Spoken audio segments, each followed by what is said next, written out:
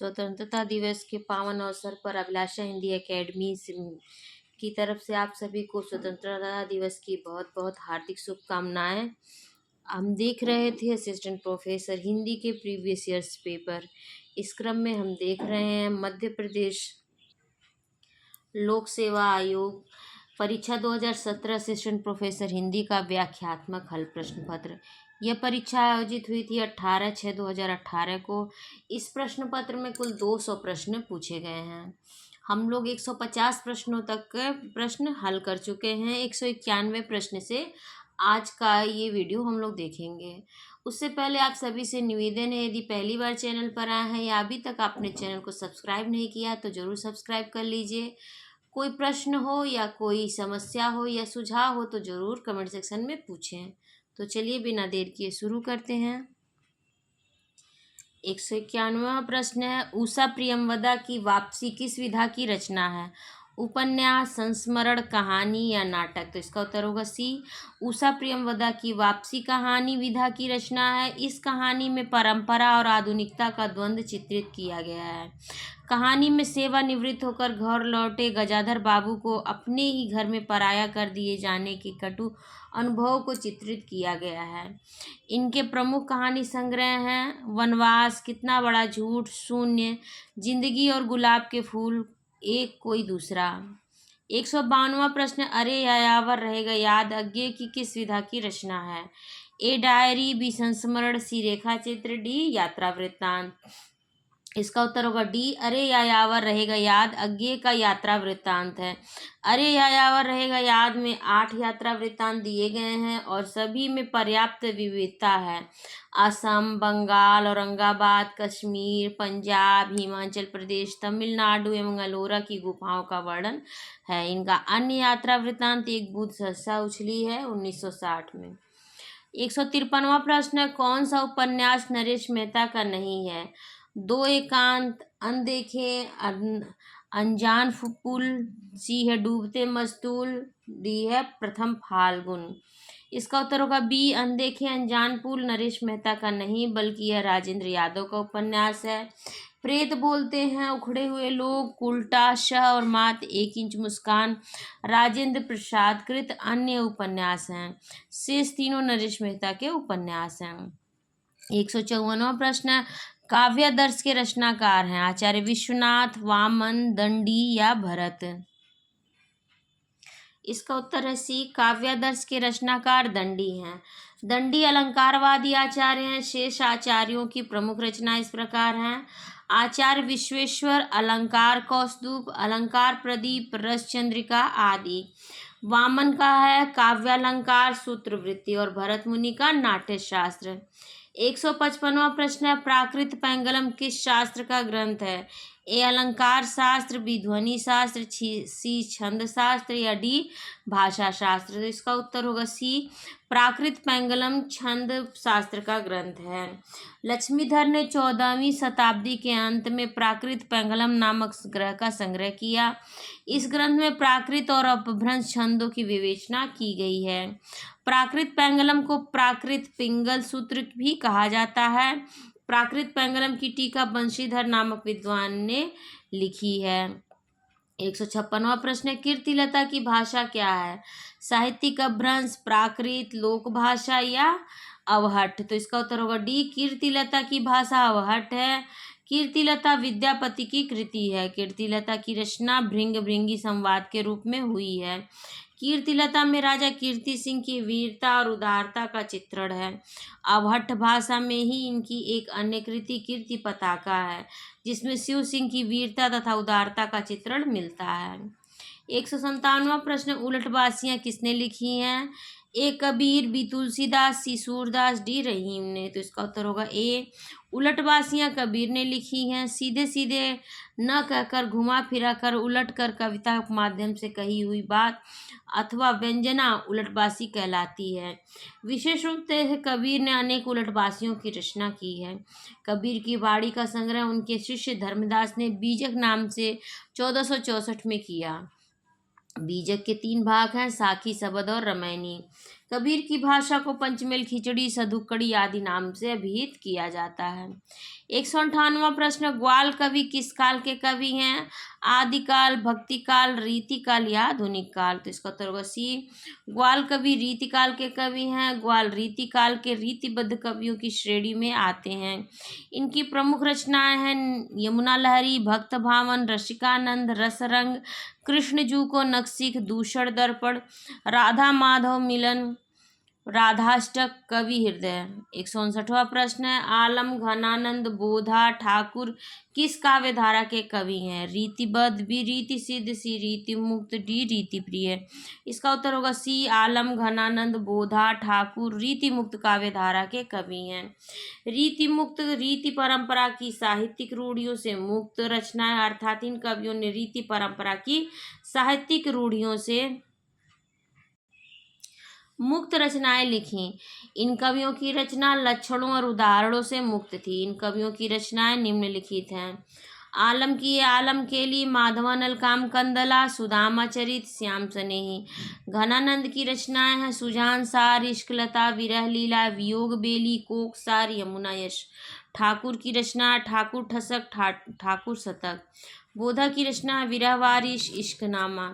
160वां प्रश्न, ऐसो जो मैं जानतो की जय हैं तू विषय के संग, ऐ मन मोरे हाथ पाए तेरे तोर तो? किसका कथन है? ए देव विभूषण, सी मतीराम, डी चिंतामणि? इसका उत्तर होगा ए, ऐसो जो मैं जानतो कि जय हैं तू विषय के संग, ऐ मन मोरे हाथ पाए तोरे तोर तो, कदेव का कथन है। विकल्प में दिए गए अन्य कवियों के कथन इस प्रकार हैं। भूषण का कथन है, ऊंचे घोर मंदिर के अंदर रहन वाली ऊंचे घोर मंदिर रहाती है। मतीराम की है, कुंदन को रंग फीको लगे, झलके सब अंगन चारु बुराई। चिंतामणि की भाषा है, रीति सुभाषा कवित्व की, वर्णत बुध अनुसार। 161वां प्रश्न है, हिंदी साहित्य के संदर्भ में गारसा दत्तासी का किस रूप में उल्लेख किया जाता है? काव्यकार, बी निबंधकार, सी समालोचक, डी इतिहासकार? इसका उत्तर होगा डी, हिंदी साहित्य के संदर्भ में गारसा दत्तासी का उल्लेख इतिहासकार के रूप में किया जाता है। हिंदी साहित्य के इतिहास लेखन का सबसे पहला प्रयास फ्रेंच विद्वान गारसा दत्तासी ने किया। गारसा दत्तासी ने अपनी पुस्तक की रचना फ्रेंच भाषा में की। तासी ने अपने ग्रंथ का नाम इस्तवार दला लिटरेतुरेंदु हिंदुस्तानी रखा है। यह पुस्तक 2 भागों में विभक्त है, जिसका प्रकाशन क्रमशः 1839 ईस्वी तथा 1847 ईस्वी में हुआ। इस ग्रंथ में हिंदी और उर्दू के अनेक कवियों का विवरण अंग्रेजी वर्ण क्रमानुसार दिया है। इस ग्रंथ में 738 कवि हैं, जिनमें से 72 हिंदी के तथा शेष उर्दू के हैं। 162वां प्रश्न है, लोकनायक वही हो सकता है जो समन्वय करने का अपार धैर्य लेकर आया हो। उनका सारा काव्य समन्वय की विराट चेष्टा है। इन पंक्तियों के लेखक हैं ए आचार्य रामचंद्र शुक्ल, बी आचार्य हजारी प्रसाद द्विवेदी, सी गणपति चंद्रगुप्त, डी डॉक्टर रामकुमार वर्मा? इसका उत्तर होगा बी, लोकनायक वही हो सकता है जो समन्वय करने का अपार धैर्य लेकर आया हो। उनका सारा काव्य समन्वय की विराट चेष्टा है। इन पंक्तियों के लेखक हजारी प्रसाद द्विवेदी हैं। आचार्य हजारी प्रसाद द्विवेदी जी का यह कथन राम भक्ति शाखा के प्रमुख कवि तुलसीदास जी के लिए कहा गया है। इसी तरह आचार्य रामचंद्र शुक्ल जी ने भी तुलसीदास जी के लिए निम्न उक्तियां कही हैं। यह एक कवि ही हिंदी को प्रौढ़ साहित्यिक भाषा सिद्ध करने के लिए काफ़ी है। दूसरा, तुलसीदास जी उत्तरी भारत की समग्र जनता के हृदय मंदिर में पूर्ण प्रेम प्रतिष्ठा के साथ विराज रहे हैं। 163वां प्रश्न, न कोई छोटा है न कोई बड़ा है, मेरे लिए हर आदमी एक ज्योति जूड़ा है, एक जोड़ी जूता है। किसकी रचना है? धूमिल की, त्रिलोचन की, सर्वेश्वर दयाल सक्सेना की या मुक्ति बोध की? तो इसका उत्तर होगा ए, ना कोई छोटा है ना कोई बड़ा है, मेरे लिए आदमी एक जोड़ी जूता है, धूमिल की रचना है। सुदामा पांडे धूमिल हिंदी साहित्य की समकालीन कविता के दौर के प्रसिद्ध कवि हैं।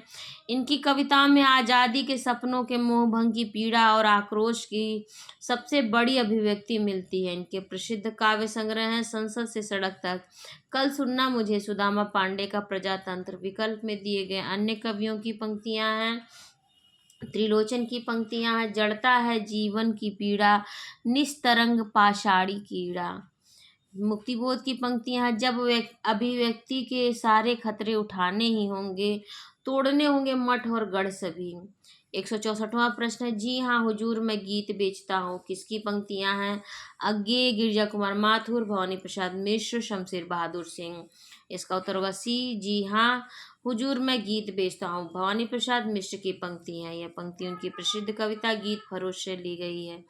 भवानी प्रसाद मिश्र नई कविता के दौर के कवि हैं, इन्हें सहजता का कवि कहा जाता है। इनके काव्य संग्रह हैं गीत फरोश, चकित है दुख, बुनी हुई रस्सी, इदम नमम, खुशबू के शिलालेख इत्यादि। विकल्प में दिए हुए अन्य कवियों द्वारा कही गई पंक्तियां हैं, अज्ञे की है, यह दीप अकेला स्नेह भरा है, गर्व भरा मदमाता। शमशेर बहादुर सिंह की पंक्तियां हैं, घिर गया है समय का रथ, कहीं ललिता से मर गया है राग। गिरजा कुमार माथुर की है, होंगे कामयाब हम होंगे कामयाब एक दिन। आदि काल और भक्ति काल के बीच एक स्वर्णिम कड़ी किसे कहा गया है? जयदेव को, विद्यापति को, जायसी को या जगनिक को? तो इसका उत्तर होगा बी, आदिकाल और भक्ति काल के बीच एक स्वर्णिम कड़ी विद्यापति को कहा जाता है।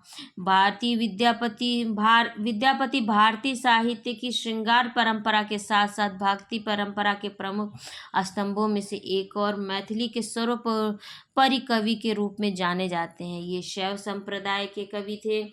इन्हें कई उपाधियों से विभूषित किया गया है, जैसे अभिनव जयदेव, कवि शेखर, खेलन कवि, मैथिल कोकिल आदि।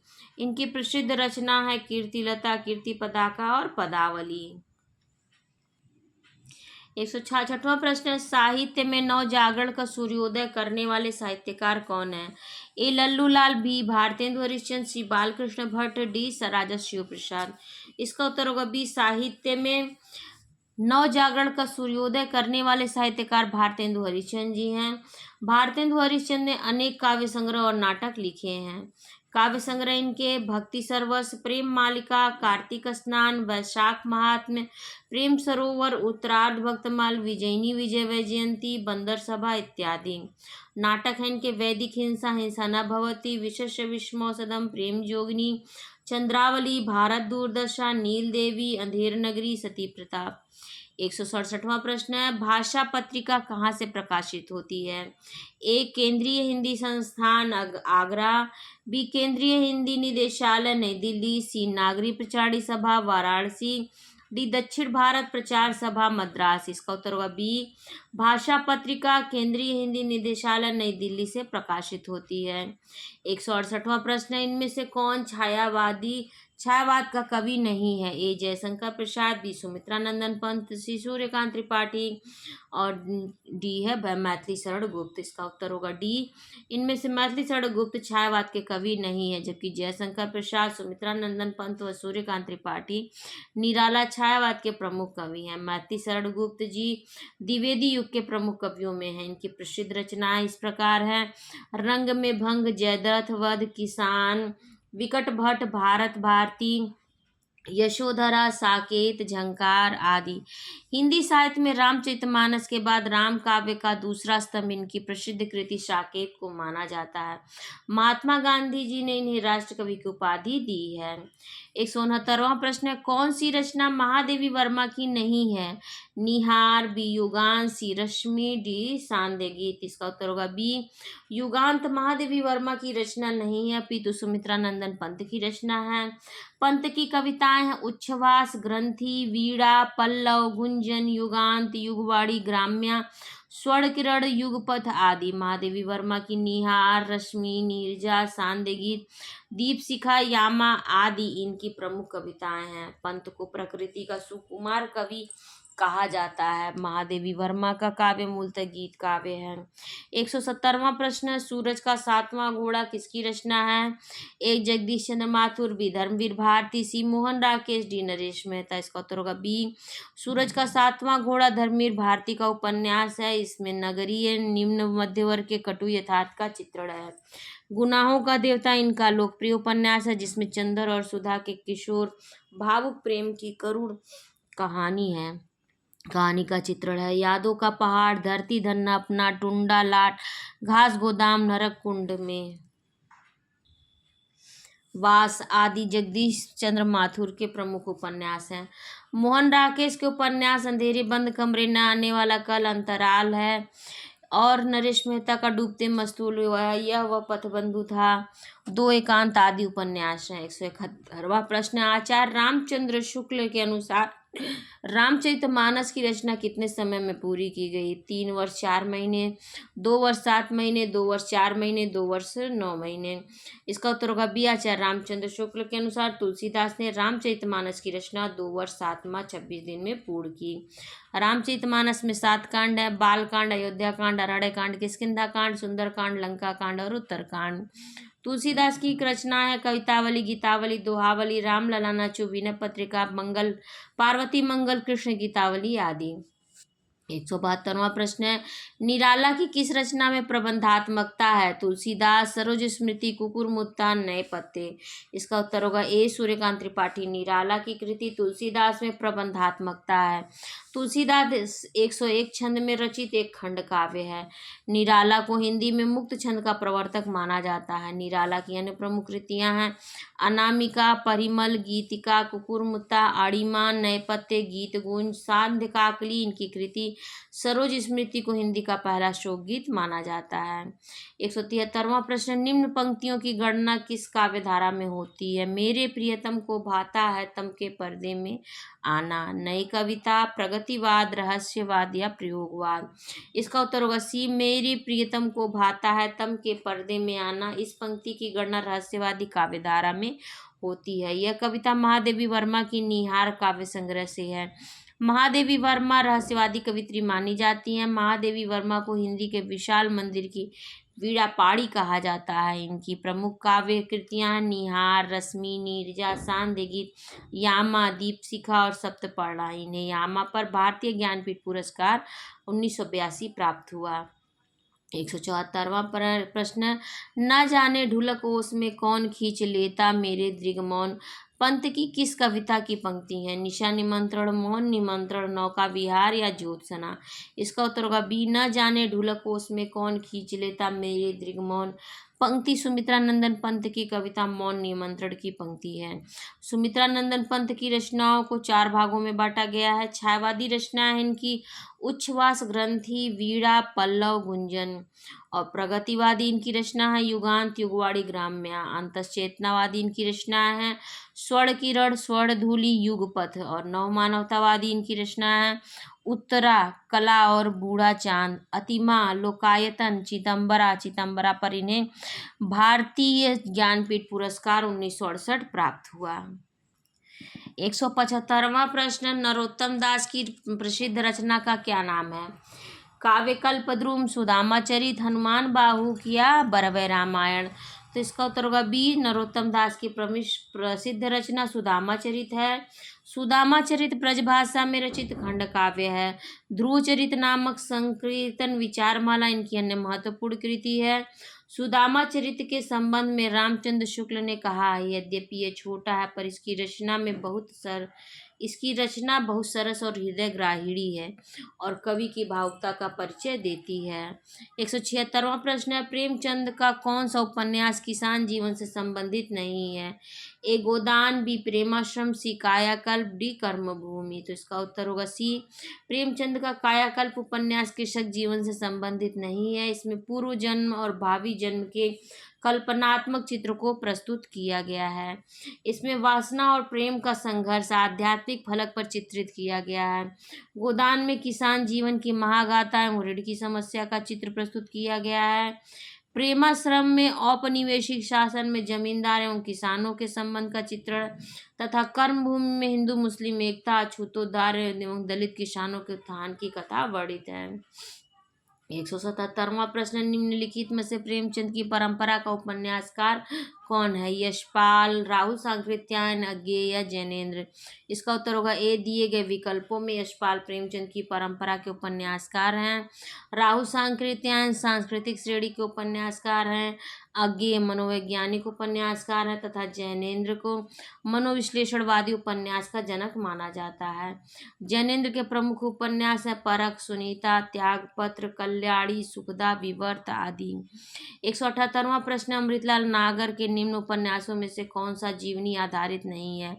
ए मानस कहांस, बी एकदा नैमिषारण्य, सी नाच्यों बहुत गोपाल, डी सुहाग के नूपुर। इसका उत्तर होगा डी अमृतलाल नागर का सुहाग के नूपुर उपन्यास जीवनी परक उपन्यास नहीं है। मानस का हंस उपन्यास तुलसीदास के जीवन एवं व्यक्तित्व पर आधारित है। एकदा नैमिषारण्य में आचार्य भार्गव, सोमाहुति, नैमिष आंदोलन एवं सांस्कृतिक पुनर्जागरण का चित्रण है। नाच्यों बहुत गोपाल में भंगी समाज का इतिहास एवं उसके वर्तमान जीवन की नारकीयता का गहरी संवेदनात्मकता के साथ चित्रण है। 179वां प्रश्न आपका, बंटी उपन्यास की लेखिका कौन है? ममता कालिया, मन्नू भंडारी, उषा प्रियमवदा या मृणाल पांडे। इसका उत्तर होगा बी आपका बंटी उपन्यास की लेखिका मन्नू भंडारी हैं। महाभोज इनका अन्य उपन्यास है।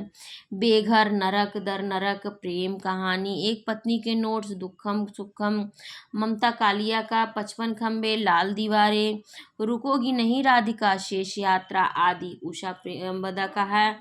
विरुद्ध, पटरंगपुर पुराण, रास्तों पर भटकते हुए मृणाल पांडे के उपन्यास हैं। 180वां प्रश्न, कौन सा रचनाकार नई कहानी आंदोलन में शामिल नहीं है?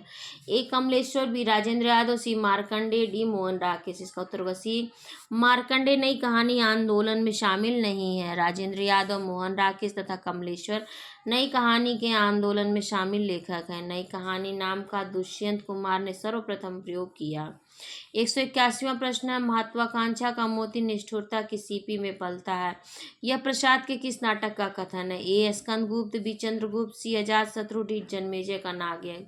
इसका उत्तर होगा बी महत्वाकांक्षा का मोती निष्ठुरता की सीपी में पलता है। यह कथन जयशंकर प्रसाद के चंद्रगुप्त नाटक का है। अधिकार सुख कितना मादक और सारहीन होता है, यह कथन स्कंदगुप्त नाटक का है। जयशंकर प्रसाद ऐतिहासिक नाटककार के रूप में प्रतिष्ठित हैं। इनके प्रमुख नाटक हैं सज्जन, कल्याणी, परिणय, करुणालय, प्रायश्चित, राजश्री, अजातशत्रु, स्कंदगुप्त, चंद्रगुप्त, भूस्वामिनी आदि। 182वां प्रश्न, कौन रसवादी आलोचक कहे जाते हैं? रामविलास शर्मा, बी नगेंद्र, सी हजारी प्रसाद द्विवेदी, डी नंदुलारे वाजपेयी। तो इसका उत्तर होगा बी डॉक्टर नगेंद्र रसवादी आलोचक माने जाते हैं। आचार्य हजारी प्रसाद द्विवेदी मानवतावादी आलोचक कहे जाते हैं और नंदुलारे वाजपेयी स्वच्छंदतावादी एवं सौष्ठववादी आलोचक माने जाते हैं। 183वां प्रश्न है, विचार और वितर्क से किसका संबंध है? कन्हैयालाल मिश्र प्रभाकर, पंडित हजारी प्रसाद द्विवेदी, राजनाथ पांडे या प्रभाकर माचवे। इसका उत्तर होगा बी विचार और वितर्क पंडित हजारी प्रसाद द्विवेदी का निबंध है। पंडित हजारी प्रसाद द्विवेदी के निबंध है कल्पलता, विचार प्रवाह, कुटज, अशोक के फूल।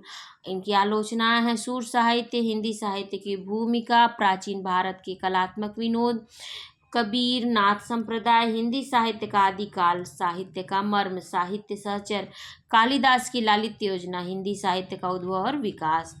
184वां प्रश्न है, कौन सा निबंध संग्रह डॉक्टर नगेंद्र का नहीं है? विचार और अनुभूति, विचार विश्लेषण, विचार और विवेचन, विचार के क्षण। इसका उत्तर होगा डी विचार के क्षण निबंध संग्रह के लेखक डॉक्टर नगेंद्र नहीं है। डॉक्टर नगेंद्र के अन्य निबंध संग्रह विचार और अनुभूति, आधुनिक हिंदी कविता की प्रमुख प्रवृत्तियां, विचार विश्लेषण, विचार और विवेचन, अनुसंधान और आलोचना, आस्था के चरण, आलोचक की आस्था, विचार के क्षण के लेखक डॉक्टर विजयेंद्र स्नातक हैं। इनके अन्य निबंध संग्रह हैं चिंतन के क्षण, विमर्श के क्षण। 185वां प्रश्न, डॉक्टर रामविलास शर्मा किस विचारधारा के आलोचक हैं? स्वच्छंदतावादी, अंतश्चेतनावादी, ऐतिहासिक या मार्क्सवादी। इसका उत्तर होगा डी डॉक्टर रामविलास शर्मा मार्क्सवादी विचारधारा के आलोचक हैं। डॉक्टर रामविलास शर्मा के आलोचना ग्रंथ हैं प्रेमचंद, भारतेंदु युग, निराला, प्रगति और परंपरा, साहित्य और संस्कृति, प्रेमचंद और युग, प्रगतिशील साहित्य की समस्याएं, आचार्य रामचंद्र शुक्ल और हिंदी आलोचना, भाषा और समाज, निराला की साहित्य साधना, नई कविता और अस्तित्ववाद। 186वां प्रश्न, कौन सा उपन्यास पंडित हजारी प्रसाद द्विवेदी का नहीं है? ए बाणभट्ट की आत्मकथा, बी चारुचंद्र लेख, सी अनामदास का पोथा, डी वयम रक्षामः। तो इसका उत्तर होगा डी वयम रक्षामः पंडित हजारी प्रसाद द्विवेदी का उपन्यास नहीं बल्कि चतुरसेन शास्त्री का उपन्यास है। चतुरसेन शास्त्री के अन्य उपन्यास हैं वैशाली की नगर वधू, रक्त की प्यास, सोमनाथ, गोली, सोना और खून, जबकि बाणभट्ट की आत्मकथा, चारुचंद्र लेख, नामदास का पोथा, हजारी प्रसाद द्विवेदी के उपन्यास हैं। 187वां प्रश्न, महाभोज मनु भंडारी को का कैसा उपन्यास है? ऐतिहासिक, बी राजनीतिक, सी धार्मिक या डी आंचलिक? तो इसका उत्तर होगा बी, महाभोज मनु भंडारी का राजनीतिक उपन्यास है। मन्नू भंडारी का एक अन्य उपन्यास आपका बंटी है। महाभोज उपन्यास का ताना बाना सरोहा नामक गांव के इर्द गिर्द बुना गया है। सरोहा गांव उत्तर प्रदेश के पश्चिमी भाग में स्थित है, जहां विधानसभा की एक सीट के लिए चुनाव होने वाला है। कहानी विशेषर और बिशु की मौत की घटना से प्रारंभ होती है। 188वां प्रश्न, रुकोगी नहीं राधिका की उपन्यासकार कौन है? ए दीप्ति खंडेलवाल, बी राजी सेठ, सी मंजुल भगत, डी उषा प्रियंवदा? तो इसका उत्तर होगा डी, रुकोगी नहीं राधिका की उपन्यासकार उषा प्रियंवदा हैं। उषा प्रियंवदा के अन्य उपन्यास हैं 55 खंबे, लाल दीवारें, शेष यात्रा, अंतर्वंशी, भय, कबीर उदास। दीप्ति खंडेलवाल के उपन्यास हैं प्रिया, कोहरे, वह तीसरा, प्रतिध्वनियाँ। राजी सेठ का उपन्यास है तत्सम और निष्कवच। 189वां प्रश्न, सिक्का बदल गया किसकी कहानी है? ए शिवानी, बी कृष्णा सोबती, सी ममता कालिया, डी मृदुला गर्ग? तो इसका उत्तर होगा बी, सिक्का बदल गया कृष्णा सोबती की कहानी है। कृष्णा सोबती की अन्य कहानियां हैं बादलों के घेरे, डार से बिछुड़ी, यारों के यार, तीन पहाड़, ए लड़की। उपन्यास है इनके सूरजमुखी अंधेरे के, जिंदगी नामा, दिलो दानिश, समय सरगम। 190वां प्रश्न है, ऐतिहासिक नाटककार के रूप में कौन कौन सर्वाधिक प्रसिद्ध है? आचार्य चतुरसेन शास्त्री, वृंदावन लाल वर्मा, जयशंकर प्रसाद या भारतेंदु हरिश्चंद्र? इसका उत्तर है सी, ऐतिहासिक नाटककार के रूप में जयशंकर प्रसाद सर्वाधिक प्रसिद्ध हैं। जयशंकर प्रसाद के नाटक हैं सज्जन, विशाख, जन्मेजय का नागयज्ञ, कामना, स्कंदगुप्त, चंद्रगुप्त, अजातशत्रु, कल्याणी परिणय, करुणालय, प्रायश्चित इत्यादि। 191वां प्रश्न, लहरों के राजहंस किसका नाटक है? विष्णु प्रभाकर, मोहन राकेश, भीष्म साहनी या लक्ष्मीकांत वर्मा? इसका उत्तर होगा बी, लहरों के राजहंस मोहन राकेश का नाटक है। लहरों के राजहंस में ऐसे कथानक का नाटकीय चित्रण किया गया है जिसमें सांसारिक सुखों और आध्यात्मिक शांति के पारस्परिक विरोध तथा उनके बीच खड़े हुए व्यक्ति के द्वारा निर्णय लेने का अनिवार्य द्वंद्व निहित है। इस द्वंद्व का एक दूसरा पक्ष स्त्री और पुरुष के पारस्परिक संबंधों का अंतर्विरोध है। 192वां प्रश्न, कौन सी आत्मकथा हरिवंश राय बच्चन की नहीं है? नीड़ का निर्माण, फिर, सहचर है समय, बसेरे से दूर, 10 द्वार से स्वापान तक? इसका उत्तर होगा बी, सहचर है समय आत्मकथा हरिवंश राय बच्चन की नहीं बल्कि रामदरस मिश्र की आत्मकथा है। बच्चन की आत्मकथा है नीड़ का निर्माण, फिर, क्या भूलूं क्या याद करूं, बसेरे से दूर, 10 द्वार से सोपान तक। हिंदी की प्रथम आत्मकथा बनारसी दास जैनकृत अर्धकथानक है 1641। 193वां प्रश्न, भक्तमाल के रचयिता हैं सुंदरदास, अग्रदास, नाभादास या कृष्णदास? इसका उत्तर होगा सी, भक्तमाल के रचयिता नाभादास हैं। इस रचना में लगभग 200 भक्तों का चरित्र गान है। भक्तमाल की रचना ब्रज भाषा में हुई है। इसकी भाषा शैली प्रौढ़ एवं परिमार्जित है। इनकी एक रचना अष्टयाम है जो ब्रज भाषा में लिखी है, जिसमें भगवान राम के दिनचर्या का वर्णन है। 194वां प्रश्न, काव्य को जीवन की आलोचना किसने कहा है? प्लेटो ने, अरस्तु ने, मैथ्यू आर्नाल्ड ने या वर्ड्सवर्थ ने? तो इसका उत्तर होगा सी, काव्य को जीवन की आलोचना मैथ्यू आर्नाल्ड ने कहा। अन्य विवरण हैं, कला अनुकृति की अनुकृति है, कला प्रकृति का अनुकरण करती है और काव्य भाषा के रूप में ग्रामीण भाषा के पक्षधर थे। कला अनुकृति की अनुकृति है, ये प्लेटो ने कहा। कला प्रकृति का अनुकरण करती है, अरस्तु का कथन है। काव्य भाषा के रूप में ग्रामीण भाषा के पक्षधर थे, वर्ड्सवर्थ। 195वां प्रश्न, कला के लिए कला सिद्धांत के प्रतिपादक कौन है? कॉलरिज, कोचे, लॉन्जाइनस या वर्ड्सवर्थ? तो इसका उत्तर होगा बी, कला के लिए सिद्धांत के प्रतिपादक क्रोचे हैं। कल्पना सिद्धांत के प्रतिपादक कॉलरिज हैं और उदात्तता का सिद्धांत लॉन्जाइनस का है। स्वच्छंदतावाद का सिद्धांत वर्ड्सवर्थ का है।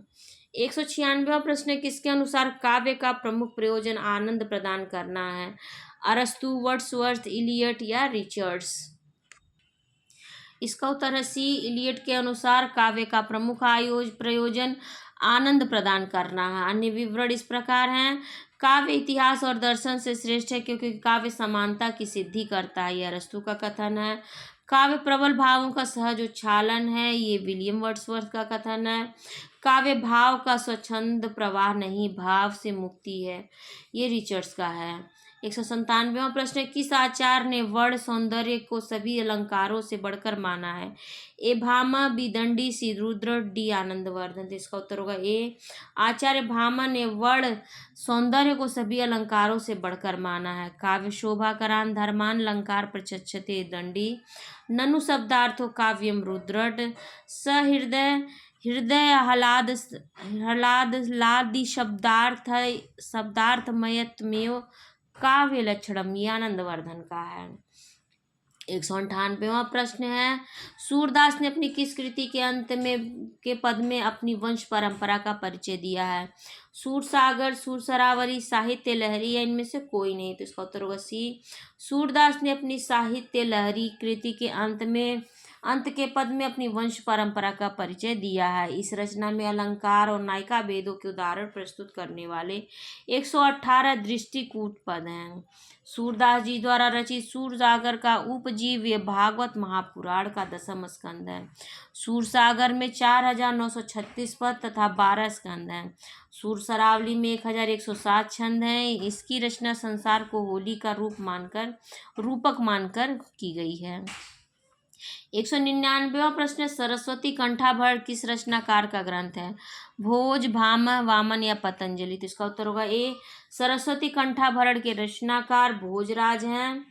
भामह ने काव्य अलंकार लिखा तथा वामन ने काव्य अलंकार सूत्रवृत्ति और पतंजलि ने महाभाष्य लिखा है। 200वां प्रश्न है, राम कथा सुंदर करतारी समय विहग उड़ावन हारी, संशय विहग उड़ावन हारी, इस पंक्ति में कौन सा छंद है? दोहा, सोरठा, चौपाई या रोला। तो इसका उत्तर होगा सी। राम कथा सुंदर करतारी संशय विहग उड़ावन हारी, इस पंक्ति में चौपाई छंद है। ये सममात्रिक छंद है, इसमें 4 चढ़ होते हैं, प्रत्येक चढ़ में 16-16 मात्राएं होती हैं। दोहा छंद ये अर्ध सममात्रिक छंद होता है, इसके प्रथम एवं तृतीय चरण में 13-13 और द्वितीय और चतुर्थ चरण में 11-11 मात्राएं होती हैं। और सोरठा में शिल्प की दृष्टि से यह दोहा का ठीक उल्टा छंद है, इसके प्रथम एवं तृतीय चरण में 11-11 तथा द्वितीय और चतुर्थ में 13-13 मात्राएं होती हैं। तो ये 200 प्रश्नों की ये श्रृंखला खत्म होती है। आप लोगों को प्रैक्टिस सेट कैसी लग रही है जरूर बताइएगा, कितनी उपयोगी लग रही है जरूर बताने का प्रयास कीजिएगा। कोई प्रश्न हो या कोई सुझाव तो कमेंट सेक्शन में ज़रूर दें। अभी तक आपने चैनल को सब्सक्राइब नहीं किया तो ज़रूर सब्सक्राइब करें, लाइक करना ना भूलें और अपने एजुकेशनल ग्रुप में से ज़रूर शेयर करें। धन्यवाद।